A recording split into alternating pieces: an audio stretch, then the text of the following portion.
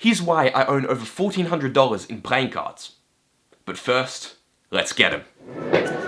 So these are new ones that just came in today. Woo, the goods! Oh, I'm so excited. Whoa! See, just look at things like this. Nice little Star Wars edition. See, why wouldn't you get these? That's the thing. The first reason is they're just cool. They've got an absolutely incredible tuck design, and they're basically art. You can buy whole frames in which you display playing cards. Secondly, sometimes it also helps support charities. So cards like this, in which are made in conjunction with certain charities, like this one is to combat AIDS, you get a bit of feel good out of it as well. Not just a nice deck of cards, but at least some of the money's going somewhere helpful as well. Just look at that design right there. Woo! Oh, now I have to clean that up. I didn't think that one through. I can't even get this out, it's so well secured. See, even the immaculate design of this box is incredible. Kind of looks gilded, it's embossed so you can actually feel it. Really, really well designed. Illuminati confirmed.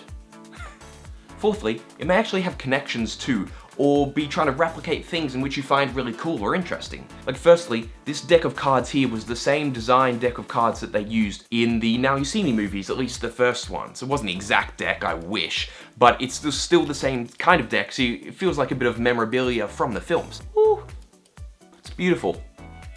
Further, you can get decks like this one right here, in which try and replicate what they actually used during World War II.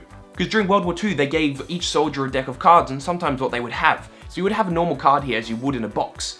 But then in between the layers of the card, so the face and the back, they would actually include a map. So it means if you needed to escape from, let's say, a POW camp that you were in, you were able to navigate just by using a simple deck of cards which would lead absolutely no suspicion at all. Instead of having the map in between the actual cards so you'd have to wet them and take them off, they just printed it on the faces. So I think that's a pretty cool remembrance of that time. Next is that they're actually usable, they're not just for show. And I can just throw it in the air, it doesn't matter. I mean, I wouldn't do that for the nice cards, but for these ones, they're already trashed. You can just, boo! Throw them against the wall and it doesn't matter. Once again, now I have to clean it up. I don't think anything through.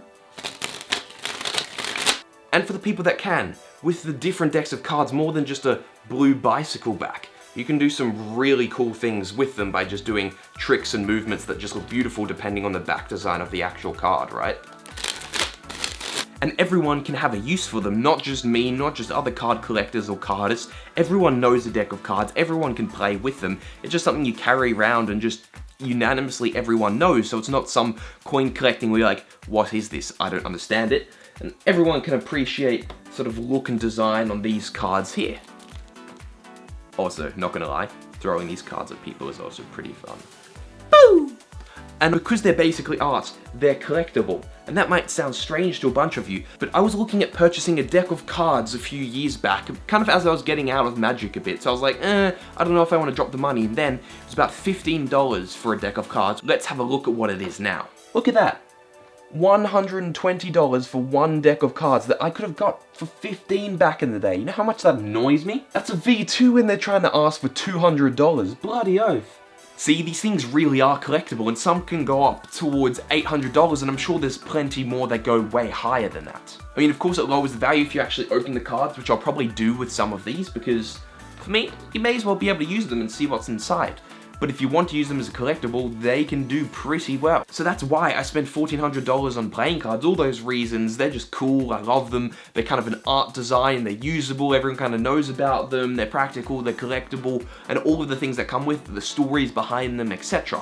So I just think they're really worth the money and the time doing that, and I personally don't spend a lot of money myself. I save all that money on alcohol that now I can just chuck into playing cards, because why not? But let me know. Do you have some playing cards yourself that you find really cool? Do you think this is a bit odd? What do you collect yourself? I would love to know. Just leave it down there in the comments. And I shall see you guys in the next one.